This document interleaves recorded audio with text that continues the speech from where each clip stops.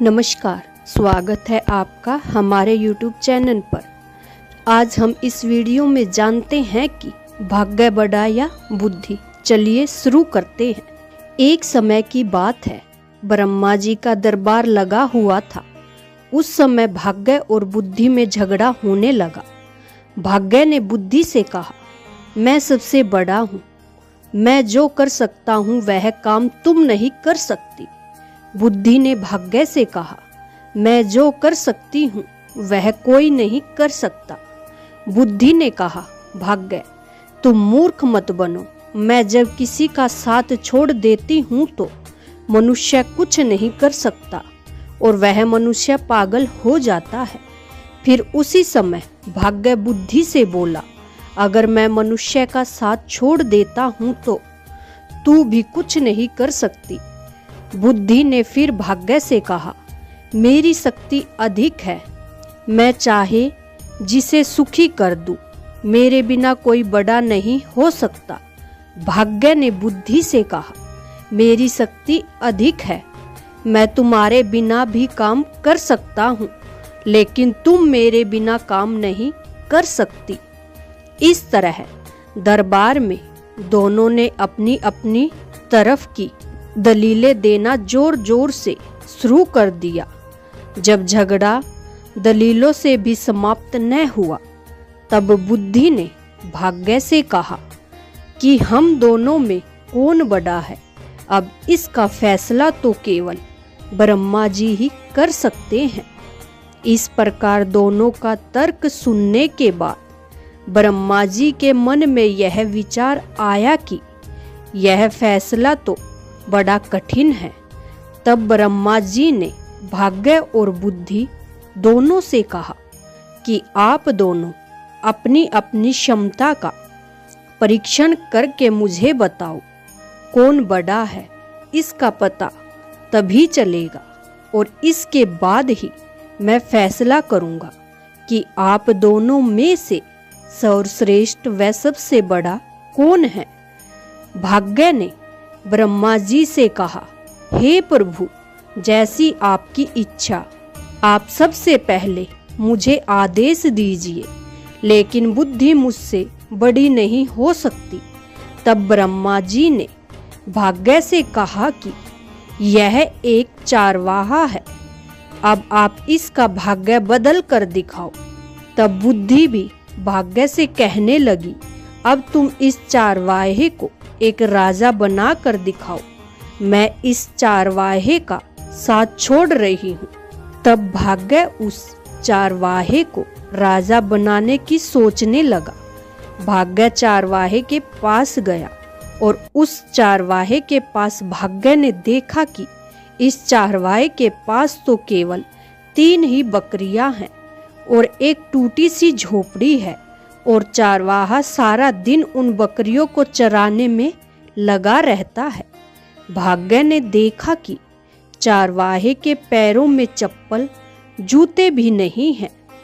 अब भाग्य ने पासा पलटा और भाग्य ने सोने के जूते लेकर उस शतान पर रख दिए, जिस शतान से होकर चारवाहा रोज निकलता था। जब उस चारवाहे ने देखा कि उसके मार्ग में सोने के जूते पड़े हैं, वह चारवाहा समझ ही नहीं सका कि ये जूते सोने के हैं। उस चारवाहे ने जूते अपने पैरों में पहन लिए और सोचा, चलो अब ये जूते पहनने के काम आएंगे।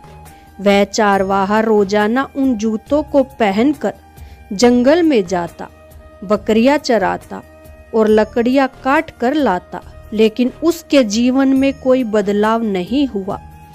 उसकी बुद्धि भी उसको छोड़कर चली गई थी। भाग्य ने उस चारवाहे का खूब साथ दिया, लेकिन उसके जीवन में कोई भी बदलाव नहीं हो सका था।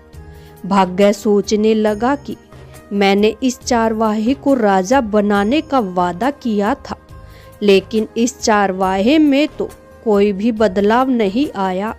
यह चारवाहा तो पागलों की तरह रहता है। तब बुद्धि ने भाग्य से कहा, देख लिया तुमने, मैंने इस चारवाहे का साथ नहीं दिया तो यह चारवाहा कुछ भी नहीं कर पा रहा है। फिर कुछ दिन और बीते। एक देश का राजा जिसका नाम तेज प्रताप था। राजा तेज प्रताप का एक सौदागर था जो रोजाना अपने ऊँटों पर पीतल लाद कर उसे बेचने जाता था। वह सौदागर रोजाना उस मार्ग से निकलता था जिस मार्ग से रोजाना चारवाहा जंगल के लिए जाता था। एक दिन उस सौदागर ने रास्ते में देखा कि एक चारवाहा है जिसके पैरों में सोने के जूते हैं, लेकिन वह उसकी कदर नहीं कर रहा है। सौदागर ने सोचा कि शायद यह चारवाहा इन सोने के जूतों के बारे में कुछ भी नहीं जानता होगा। तब उस सौदागर ने चारवाहे के पास जाकर उससे पूछा, भाई ये जूते तुम्हें कहाँ से मिले हैं? चारवाहे ने सौदागर से कहा कि ये जूते मुझे जंगल के रास्ते में पड़े हुए मिले थे। उस सौदागर ने कहा कि ये जूते आप मुझे बेच दो। चारवाहे ने सौदागर से कहा, हाँ मैं इन जूतों को बेच दूंगा क्योंकि इनको मैं बहुत दिनों से पहन रहा हूँ, पर ये जूते फटते ही नहीं हैं। सौदागर ने कहा, तो बताओ इसके बदले तुम क्या लोगे? चारवाहे ने कहा, इसके बदले तुम मुझे 1 किलो आटा दे देना जिससे कुछ दिनों तक मेरा और मेरी माँ की रोटी का काम चलेगा। सौदागर ने कहा, मंजूर है, और 1 किलो आटे के बदले सौदागर ने उस चारवाहे से सोने के जूते खरीद लिए। फिर बुद्धि भाग्य के पास आई और भाग्य से बोली, हे भाग्य, ये क्या हो रहा है? आप कहाँ सो गए? जिस चारवाहे को आप एक राजा बनाना चाहते हैं उसने तो आपके दिए सोने के जूतों को 1 किलो आटे में बेच दिया।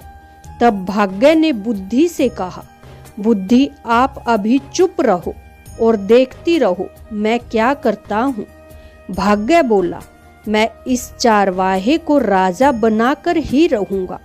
बुद्धि ने भाग्य से कहा, ये राजा के चक्कर में आप उस चारवाहे को मार मत देना क्योंकि ये चारवाहा बुद्धि के बिना कुछ नहीं कर सकता है। भाग्य ने फिर पासा पलटा और इस बार हीरे से जड़ित सोने के जूते फिर दोबारा ले जाकर उसी स्थान पर रख दिए जहां ये चारवाहा जाता था।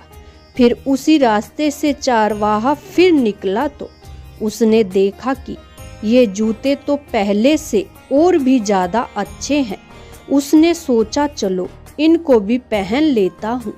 उस चारवाहे ने उन जूतों को भी पहन लिया और फिर जंगल में अपनी बकरियों को चराने के लिए चला गया। एक दिन उसी रास्ते से होते हुए फिर से वही सौदागर अपना माल बेचने आ रहा था। उस सौदागर ने फिर से उसी चारवाहे के पैरों में पहले से भी अति सुंदर स्वर्ण हीरे से जड़ित सोने के जूते देखे और चारवाहे के पास जाकर उससे कहा, भाई क्या ये जूते भी तुम मुझे बेच दोगे? चारवाहे ने कहा, हाँ मैं इन्हें भी बेच दूंगा, लेकिन इस बार बदले में आपको मुझे 1 बोरी भुने हुए चने देने पड़ेंगे। तब सौदागर उसके लिए भी राजी हो गया और उसने उन जूतों के बदले 1 बोरी भुने हुए चने बदले में दे दिए। अब सौदागर के मन में विचार आया कि अगर इन जूतों को वह राजा को दे दे तो उसे काफी धन मिलेगा। सौदागर ने ऐसा ही किया और जूतों को लेकर राजा के पास चला गया। राजा जूते देखकर काफी खुश हुए और उन जूतों को राजा ने सौदागर को 100 स्वर्ण मुद्राएं देकर उसे ले लिया। सौदागर से राजा ने कहा, आप ये जूते कहाँ से लेकर आते हैं? तब सौदागर ने राजा से झूठ बोला और कहा, महाराज मैं जहाँ अपना माल बेचने जाता हूँ वहाँ के राजा ने मुझे खुश होकर ये जूते दिए हैं। तब राजा ने सौदागर से कहा, अगर उन राजा के कोई बेटा हो तो बताना, वह अपनी बेटी की शादी उसके यहाँ कर देगा। अब की बार आप जब भी उन राजा के यहाँ जाओ तो यह प्रस्ताव लेकर जाना। अब तो सौदागर फंस गया और खुद से ही कहने लगा कि मैं तो बड़ी मुसीबत में पड़ गया हूँ, अब क्या करूँ। सौदागर सोचने लगा कि उस चारवाहे के पास ही जाता हूँ।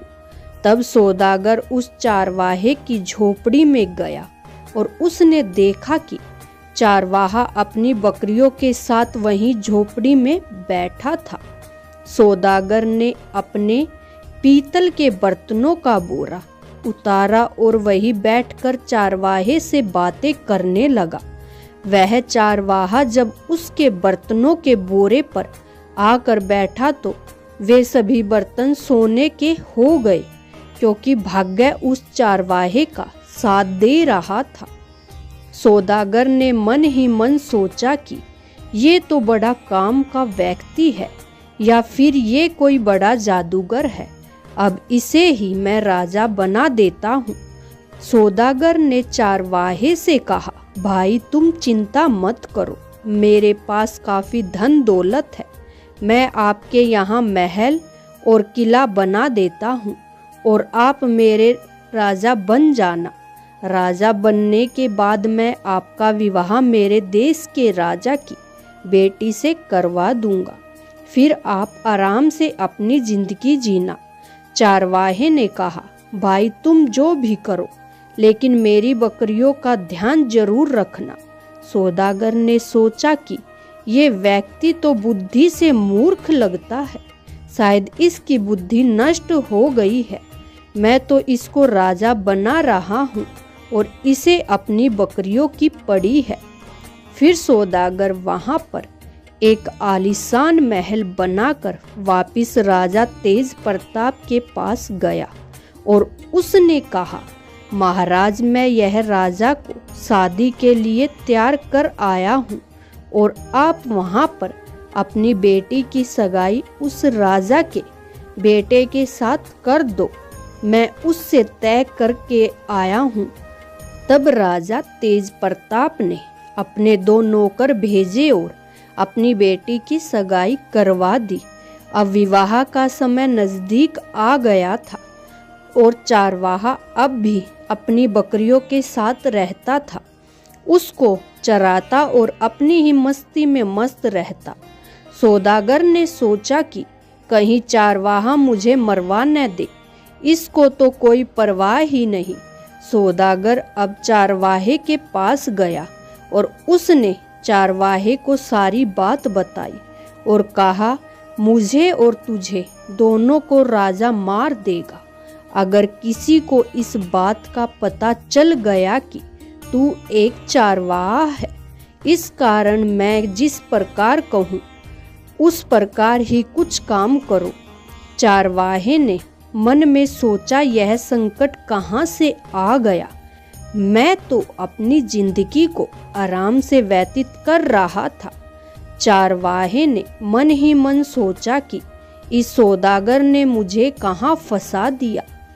अब विवाह का समय आ गया और बारात लेकर राजा तेज प्रताप के देश में जाने की तैयारी होने लगी। काफी सेना, हाथी, घोड़े लेकर पहुंच गए और विवाह की रस्म भी पूरी हो गई।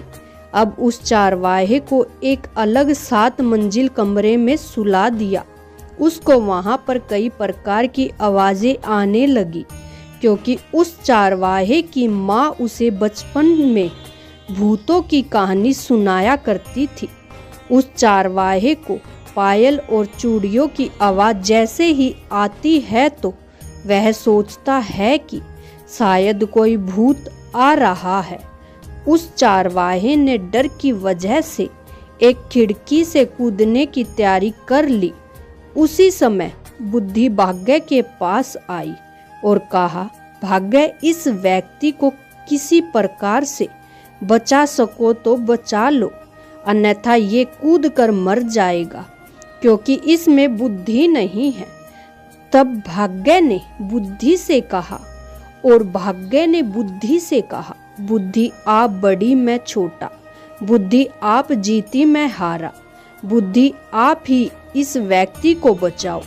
तभी उसी समय बुद्धि ने उस चारवाहे के दिमाग में प्रवेश किया, और फिर बुद्धि आते ही वह चारवाहा खिड़की से कूदते समय रुक गया।